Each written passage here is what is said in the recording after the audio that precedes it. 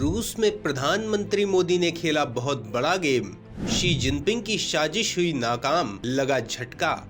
Bharat Japan मिलकर चीन का बजाएंगे बैंड।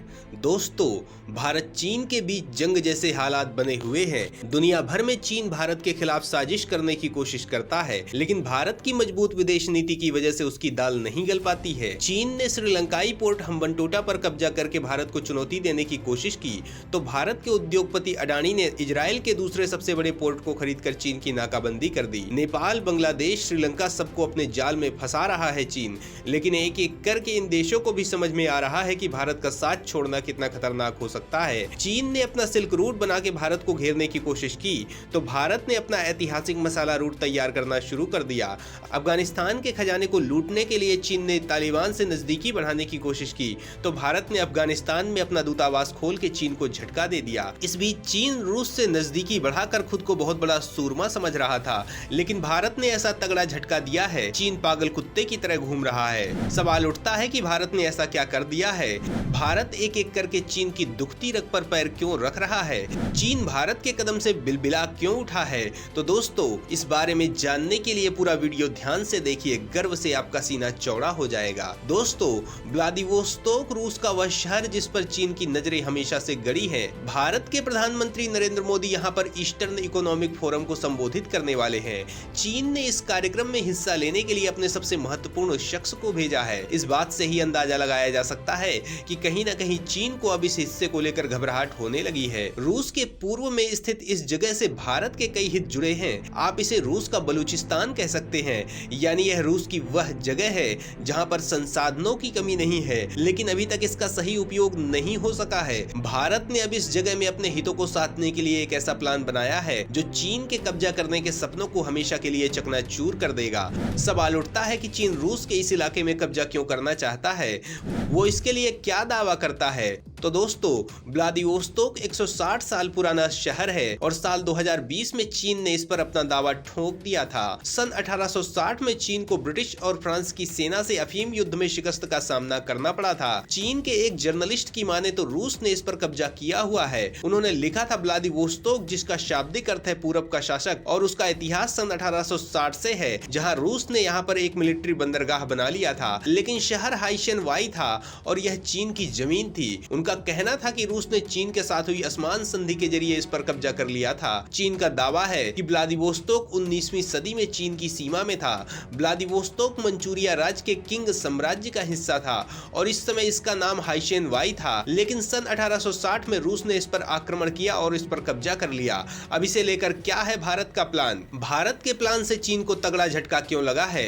तो दोस्तों, भारत के प्लान के बारे में जानने से पहले जानिए कि आखिर यह शहर कहाँ है। व्लादिवोस्तोक रूस के पूर्व में स्थित एक पोर्ट सिटी है जो चीन और साउथ कोरिया से बॉर्डर साझा करती है।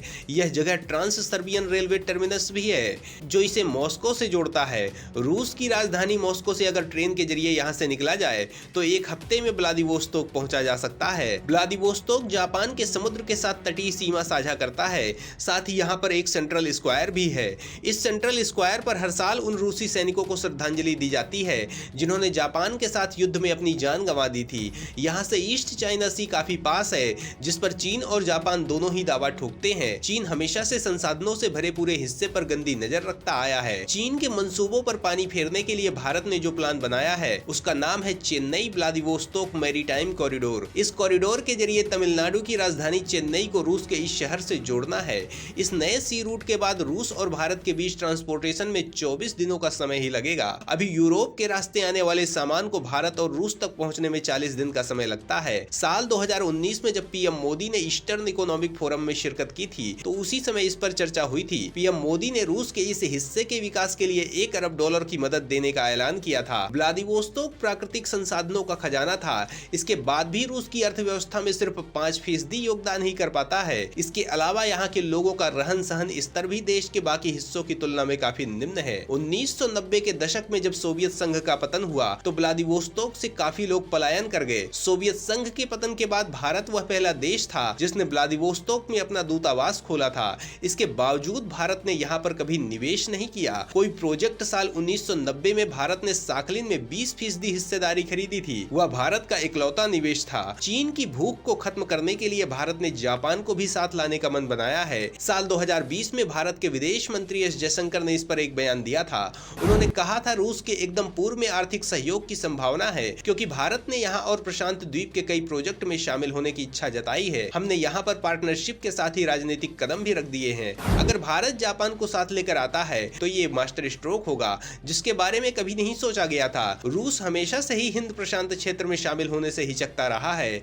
यह वो जगह है जहाँ पर चीन के दबदबे का जवाब देने के लिए क्वाड का गठन किया गया। जापान और भारत दोनों ही क्वाड के अहम हिस्से हैं। इसके अलावा भारत और जापान गहरे दोस्त भी हैं। दोनों के बीच बड़ा व्यापारिक समझौता भी है। जापान भारत में बुलेट ट्रेन प्रोजेक्ट पर काम कर रहा है। भारत जापान के बीच संबंध अत्यंत निकट हो चुके हैं। भारत जापान के हितों को हमेशा ध्यान में रखता है। हाल में ही जब जापान के निकट भारत को सैन्य अभ्यास का निमंत्रण मिला तो भारत ने इसे अस्वीकार कर दिया। वर्ष 2014 से जापान ने अपने हथियारों के निर्यात पर लगाए गए प्रतिबंधों को हटा लिया है। तब से अक्सर उसने भारत को हथियार बेचने की इच्छा व्यक्त की है।